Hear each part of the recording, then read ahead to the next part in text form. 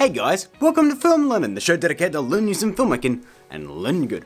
Well, it looks like we're back to title template time, thanks to this request. Spider-Man Peter 2 asked, please do Spider-Man Homecoming Titty, please. Go ahead, Lawrence. My God. Yeah, I'm gonna assume that he meant title.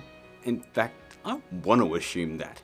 The other option is just too creepy. So in order to use this template, you'll need After Effects CC with Cinema 4D Lite, or just a copy of Cinema 4D Release 14 or higher. Now, let's get to work.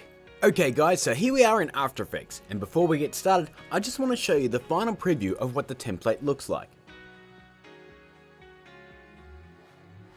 Not bad. It's not 100% accurate, but it's pretty good.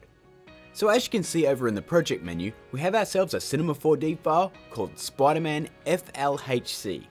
And for all intents and purposes, this is the only thing you need to touch on this template. So to edit our text, we simply have to select this file, head up to Edit and click Edit Original. This will open Cinema 4D Lite or any version of Cinema 4D standalone that you have installed on your computer. Now here we are in Cinema 4D, so let's play back what we'll be rendering. Nice. So as you can see, all the camera animation is all set and ready to go. So all we have to do here is just change that text, and this is how we do that.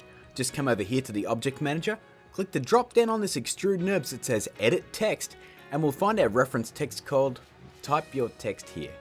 Wow, pretty subtle, Grant.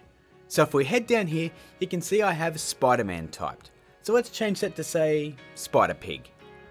If we now hit the play button, everything still works exactly the same. So changing the text doesn't break anything. Let's undo that and put Spider-Man back in there. I mean, can you imagine someone putting Spider-Pig in a movie? That would just be crazy. Now, just like with our last template, we have a little adjusting to do, as this yellow cap area is sitting a bit too far back in the text.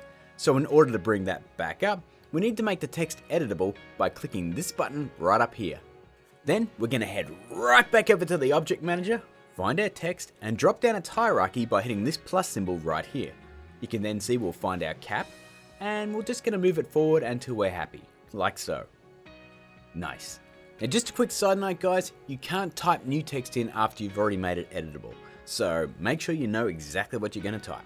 If you do want to edit the Marvel logo up above there, I've got the Guardians of the Galaxy Volume 2 template video. It's all linked down below, and it'll start at that point where I'm editing the Marvel logo. I just don't feel like repeating myself for no reason. So just click that link and it'll go straight to that point. All that's left now is to save the file, and then render it out of course. So let's head up to Render Settings, down to Save, right here, and we'll designate a location for it to save. As you can see, I already have a folder selected, so the next step is to close that out and hit the render button. And with a stupid sound effect, pop back to After Effects to see the final result. Now here we are back in After Effects, gang. Just a quick side note though, if you don't want to render out the footage in Cinema, or you can't, just drop that Cinema 4D file straight into our final comp, just under this Drop 3D here. From there, you want to head to Effects Settings and change the render settings from Software to Standard Final. Now this might take some time to render though, so grab yourself a sandwich, a coffee, maybe one of those giant foot-long things, I don't know, it's gonna take some time though. But for me, I'm just going to import my rendered Photoshop sequence because it's already done.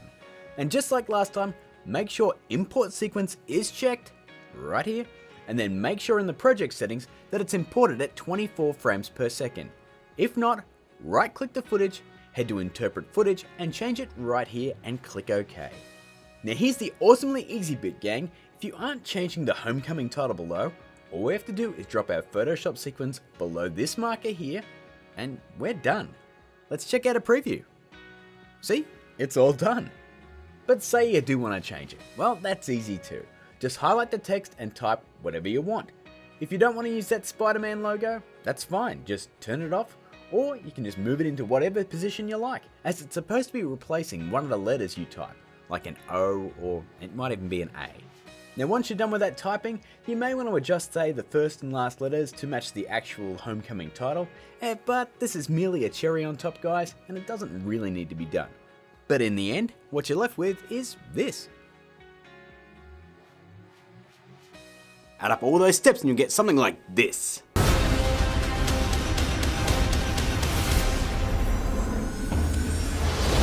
So guys, that's my take on the Spider-Man Homecoming title. I know it's not 100% accurate. I wanted to make something easily customizable, and sometimes that means sacrificing a little bit of detail. If you want to add some improvements, go for it and send me a link when you do. And hey, if you want to request a template, leave them down below in the comments. As always guys, thank you so much for watching. If you want to support Filmland, leave us a like. My Patreon info is in the description as well if you want to support the channel. If you're new to the channel, why not subscribe? My ugly mug is right there. We've got some other videos here for clicking. Social media crap is above my head. And until next week rolls around, keep learning.